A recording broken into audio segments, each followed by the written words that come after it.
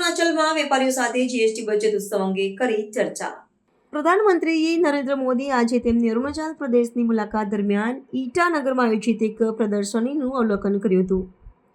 આ પ્રસંગે તેમણે સ્થાનિક વેપારીઓ અને ઉદ્યોગના પ્રતિનિધિઓ સાથે સંવાદ સાધ્યો હતો અને આજથી શરૂ થયેલા જીએસટી બચત ઉત્સવ તેમજ તેનો લાભ વિશે ચર્ચા કરી હતી. પોતાના સંવાદ દરમિયાન પ્રધાનમંત્રીએ તાજેતરમાં જીએસટી દરોમાં કરવામાં આવેલા ઘટાડાની અસરો વિશે જાણકારી મેળવી હતી. ઉલ્લેખનીય છે કે આજથી 375 જેટલી વસ્તુઓ પર જીએસટીના દરોમાં ઘટાડો અમલમાં આવ્યો છે, જેમાં રોજિંદા વપરાશની ચીજવસ્તુઓથી લઈને ઇલેક્ટ્રોનિક્સ અને વાહનોનો સમાવેશ થાય છે.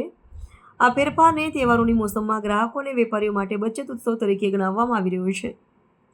પ્રધાનમંત્રી સાથેની વાતચીતમાં સ્થાનિક દુકાનદારો અને કારીગરોએ જીએસટી દરોમાં ઘટાડાને વેપાર અને ગ્રાહકો બંને માટે અત્યંત લાભદાયી ગણાવ્યો હતો. તેમણે આ નિર્ણય બદલ પ્રધાનમંત્રીની પ્રશંસા કરી હતી.